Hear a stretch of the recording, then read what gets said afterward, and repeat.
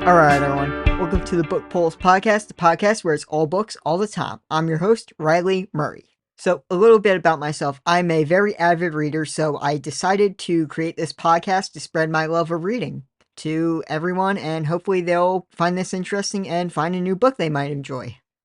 So, in each episode, we will be covering a variety of topics from book reviews to character breakdowns. And if you guys have any other topics you guys want to see on the channel, feel free to leave those down in the comments. So, considering this is our inaugural episode of the podcast, I thought it would be a really fun idea to gather a couple questions and answer them so you guys can get to know me a little bit.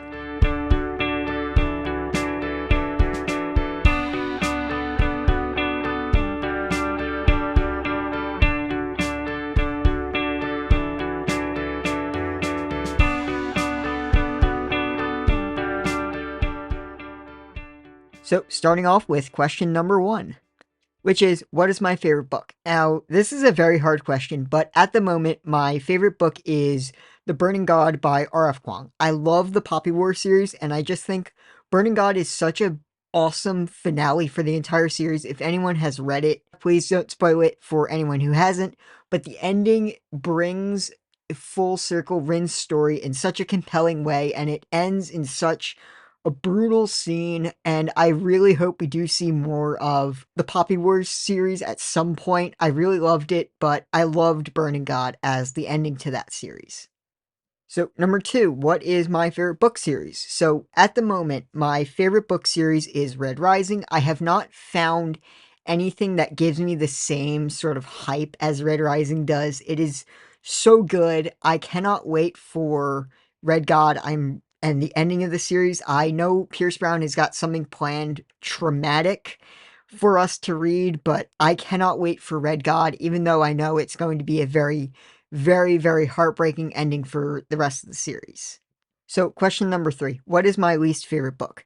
Now, my least favorite book is Ready Player 2 by Ernest Cline, which is so disappointing because I really enjoy Ready Player 1 as a book. I think it's a really fun, adventure sci-fi sort of book, but I'm kind of disappointed with Ready Player 2. I just think that I don't know what it is about Ready Player 2. I can't tell if it's Wade's character regression or something about that book. Just, I don't love it. It doesn't feel like it's a great continuation of the Ready Player 1 series, and I just felt genuinely kind of disappointed with how that book turned out, which is a shame because, like I said before, I really enjoyed Ready Player 1.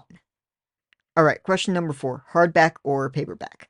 To be completely honest, I have a slight preference for paperback. I just prefer a paperback just because it's easier to carry and it's just a lot less heavy when you're reading it. So, question number 5, cliffhangers. Yes, I love a great cliffhanger. One of my favorite book endings is Mark Vathina's ending with Rick Riordan. I love that book so much for its ending, and I love a executed cliffhanger because, especially for an ongoing series, it gets you so hyped for the next book. Okay, number 6, love triangles. No, I do not really enjoy love triangles, especially when it kind of becomes the entire, point of the story. It takes over the story. So that's why I really don't love Sadie's part in the Kane Chronicles, because a lot of her story, at least in books 2 and 3, become all about her love triangle with Walt and Lubis, and it kind of distracts from everything else that's going on. So no, I really, really do not enjoy love triangles. Okay, question number 7. What am I currently reading? So, at the moment, I am currently reading The Last Straw by Ridley Pearson, the book that just came out a couple days ago. It is the final book in the Kingdom Keeper series. So, question number 8. Who is my favorite author? Now, this is a very hard question to answer because I have so many authors that I really enjoy. So, here are my top couple of authors at the moment. Number 1, Pierce Brown for his Red Rising series. Christopher Paolini for his Eragon series, as well as his Fractalverse series.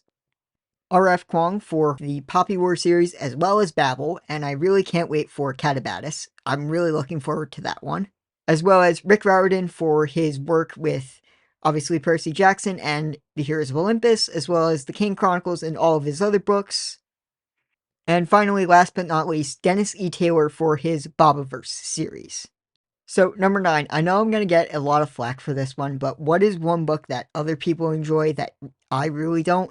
And that would be Douglas Adams's Hitchhiker's Guide to the Galaxy.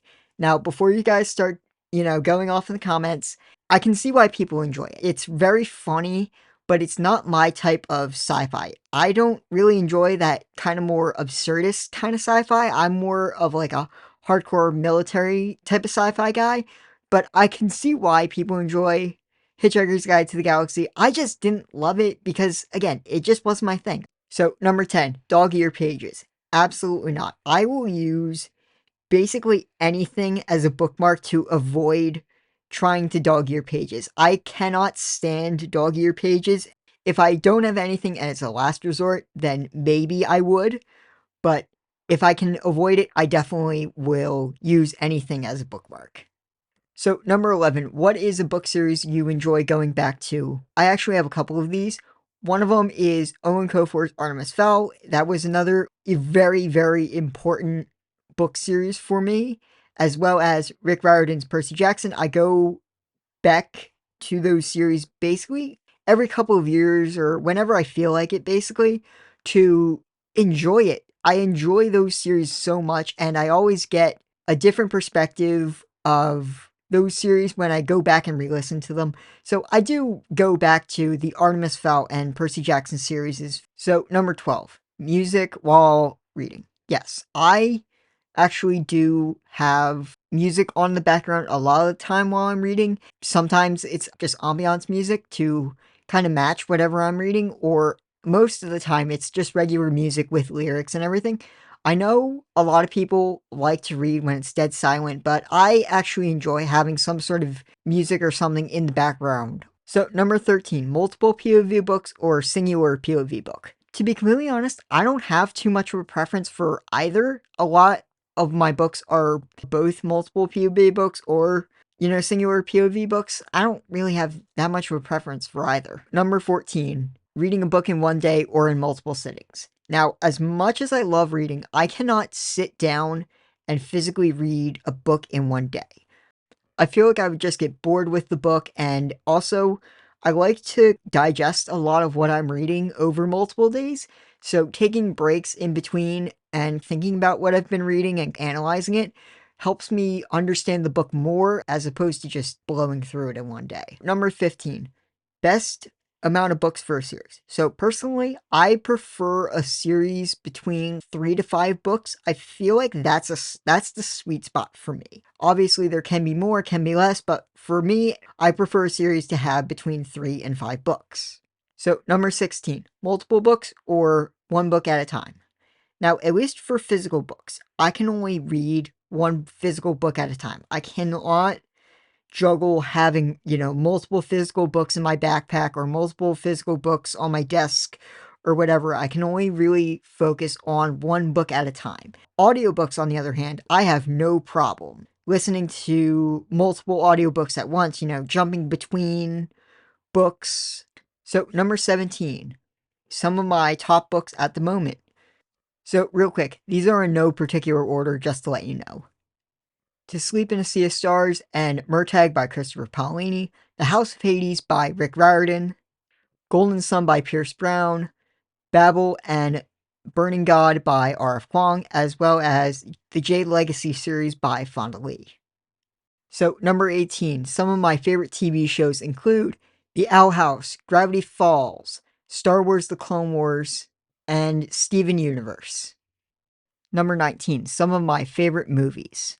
Inception, Arrival, Stand By Me, Whiplash, Mid-90s, Baby Driver, and Dead Poets Society. Number 20, what are some of the things I like to do outside of reading? One of my really big things I enjoy doing is screenwriting, and if you guys did not know, I am a radio, TV, film student, so I am very into film, obviously, from the last question. I really love screenwriting, and I think reading helps a lot with my screenwriting because I learned so much about, story pacing and character development and all that from reading. I've taken a lot of what I learned from reading and translated it into my screenwriting. So I do consider screenwriting a really important extension of my reading, and it's something I really like to do in my spare time when I'm not reading. So, question 21. What are movies that are just as good as their books? So, I have a few of these, but probably my favorite of them is Stand By Me, which adapted Stephen King's The Body. And I just think Stand By Me did such a great job at capturing the essence of The Body. And it's one of the very few movies that I think holds up pretty well compared to the book. So, question 22. Annotating books. I don't annotate every book I read. I generally annotate books that I know I'm going to want to talk about on the channel. Then I'll definitely annotate quotes, annotate like really interesting moments and really interesting ideas that I want to bring up later in the video. Then I'll definitely annotate a book. But if I'm just, reading it for fun and I really don't intend to talk about it later, I won't annotate it. Those are all the questions I have for right now, but if you guys have any questions for me that I did not answer, feel free to leave those down in the comments and I'll answer them there.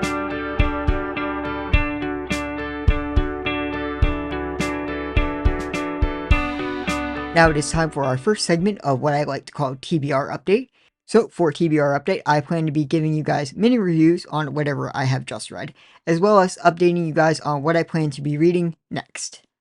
So for this first TBR update, we will be talking about Kingdom Keepers: The Last Draw. I recently finished this book a couple days ago, and I have some very particular thoughts on this book in particular and the Inheritance series in general, and I do plan on doing another episode just strictly talking about Kingdom Keepers: Inheritance as a whole, but for right now, we're just going to be focusing on The Last Draw.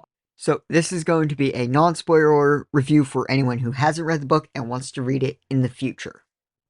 So, The Last Draw follows Eli, Finn's son, as he tries to figure out why all of the villain characters have suddenly disappeared from all the Disney parks. He needs to enlist the help of various Disney characters to figure out who's behind all of these disappearances and how to stop it. So, one of the interesting ideas that this book touches on is the fact that the Disney villains are just as important as the main Disney characters. The villains are just as important to the survival of the parks. Now, I love this idea of the whole we need the villain characters as much as we need those hero characters idea. I love it, and I think that the book was on like a very good track with that central idea.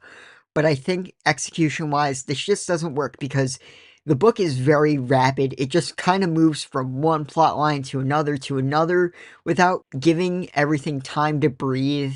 I think this book had a really fun idea, but again, like the other books, it just kind of cut everything short and just kind of streamlined everything so it could fit into a small, compact narrative instead of giving it the length something like this deserves to have. So I'm going to be giving Kingdom Keepers: The Last Draw a 3 out of 5. So for the book I am reading next, it is going to be John Green's Looking for Alaska. And I actually really enjoyed Paper Towns a lot more than I thought I was going to. So hopefully I enjoy Looking for Alaska as much. Alright everyone, that has been the TBR update, and thank you guys for listening.